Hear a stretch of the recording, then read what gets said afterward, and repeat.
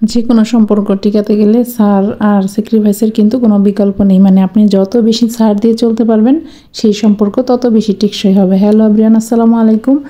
তো আগস্ট মাসটা হচ্ছে আমাদের পরিবারের জন্য বিশেষ অনেকগুলো দিন একই মাসে হয়ে গেছে, মানে জন্মদিন, ম্যারেজ ডে সব কিছু মিলে।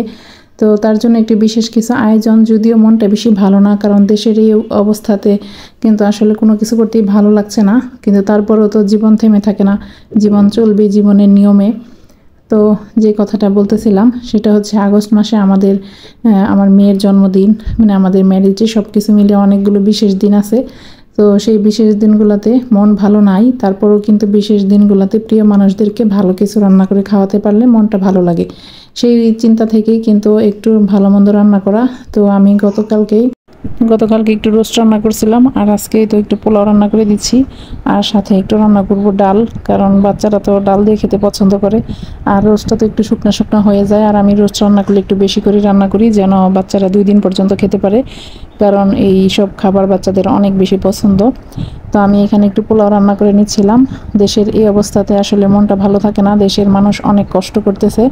তো আমি আমার জায়গা থেকে সাধ্যমতো চেষ্টা করছি তাদেরকে সহযোগিতা করার জন্য। আপনারাও আপনাদের জায়গা থেকে আপনারা অবশ্যই বন্যা কবলিত এলাকার মানুষদের পাশে থাকবেন।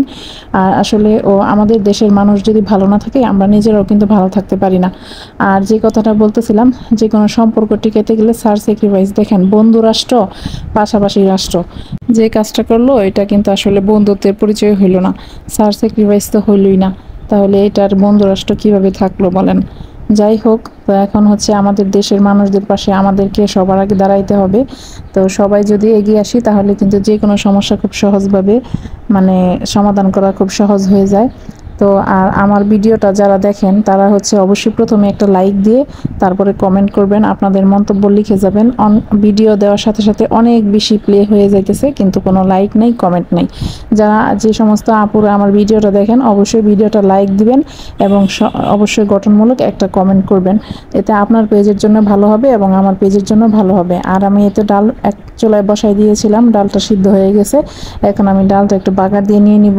বাচ্চাদের কিন্তু ডাল খুবই পছন্দ, আর আমি প্রায় প্রতিদিনই আমার ডাল রান্না করতে হয়, কিন্তু আমি আসলে ওইভাবে দেখাই না, কারণ যেটা প্রতিদিন রান্না করি সেটা আর কি দেখাবো। আবার হচ্ছে মুরগির মাংসটা আমার বাসায় প্রায় প্রতিদিনই 1 দিন 2 দিন পর পর রান্না করা হয়, সেটাও আমি একটু কম দেখাই, আমি সাধারণ রান্নাগুলোই দেখাই। কারণ বেশি অসাধারণ রান্নাগুলোকে আমি আমার পেজে শুরুর দিকে দিতাম, তখন আর দেখতাম যে এইসব মানুষ আর কেউ দেখতে চায় না, সাধারণ রান্নাগুলো বেশি পছন্দ করে, তাই সবসময় সাধারণ রান্নাগুলো আমি মানে দেখানোর চেষ্টা করি। এই তো আমার পোলাওটাও কিন্তু হয়ে গেছে, মাশাআল্লাহ চমৎকার কালার হয়েছে। উপরে আমি একটু গাজর কুচি ছিটাই দিছি, সুন্দর হয়েছে। এখন আমি এই যে পরিবেশন করে দুপুরে বাচ্চাদেরকে খেতে দিব। এই তো দেখেন আমার পোলাওটা মাশাআল্লাহ চমৎকার করে দিয়েছি, আর সেই সাথে এতে রোস্ট, বাচ্চারা এসব খেতে খুবই পছন্দ করে।